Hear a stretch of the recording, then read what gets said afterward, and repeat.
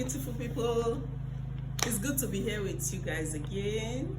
I hope you're all holding well and you're doing well. How's your relationship doing? And those of you that are about to enter, I hope you're holding up well and you found the right person. I still remember your favorite Bcrest, the YouTuber. So today I bring to us our target marriage essentials. That is to say, what we must have in marriage to make it what good or make it work well. A kind of a bonding, okay, something that makes us brings us together the more.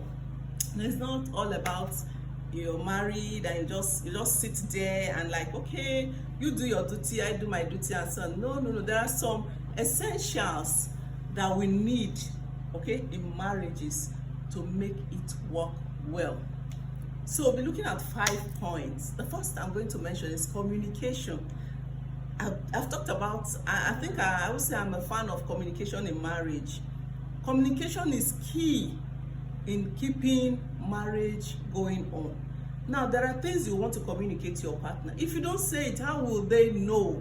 Tell me, we're sitting here together, you don't tell me what you want, you don't tell me how I should come or I should relate with you. I mean, how do I know? So you tell your partner how you want to be treated, what you want to be done, and so on. You know, communication goes a long way to solve a lot of issues. Sometimes we hear that some problems that emanate from marriages come as a result of lack of proper communication, okay? And the other one is respect. You know, everybody wants to be respected, and this should be what? It should be mutual. You respect the other and the other respects you too, okay? And in marriage, when there is mutual respect, there is no toxic. The marriage is less toxic, because you want to stay in a marriage that is stressful or that is toxic, you understand? So when you understand your partner's perspective, okay, respect helps you to understand your partner's perspectives, and then you work from there.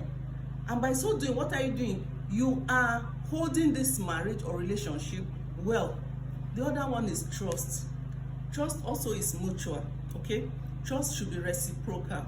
You trust your partner trusts. Because in a marriage where there is no trust, in a relationship where there is no trust, it's like a wall with a crack.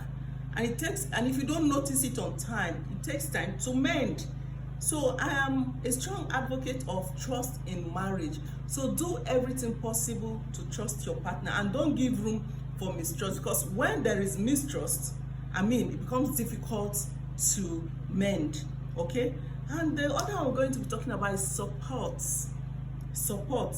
It is very important that you have a partner who believes in you and supports you.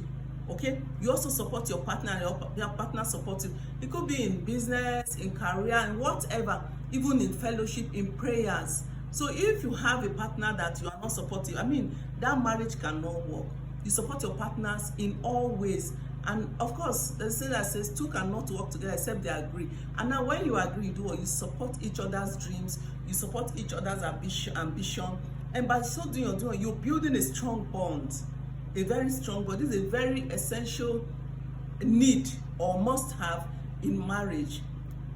Then the one I'm going to be talking about here is setting personal boundaries. Okay, setting personal boundaries. Now this does not mean you stay your own. This other person stays his or her own. Do your business as you like. No. Of course, you're working for the betterment of the family. Okay, so what it's saying here is that each partner keeps a kind of an individual life, okay, or take time sometimes for yourself.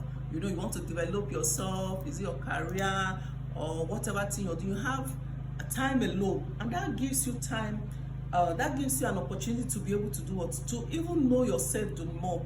Try to do what will make the marriage work well. You know, at such time, maybe you want to read, you individually you read, and then you come together, you discuss what you have read or what you have studied or what you're working on. Okay, it helps you to understand yourself and also gives you time to understand your partner, and then you come back together.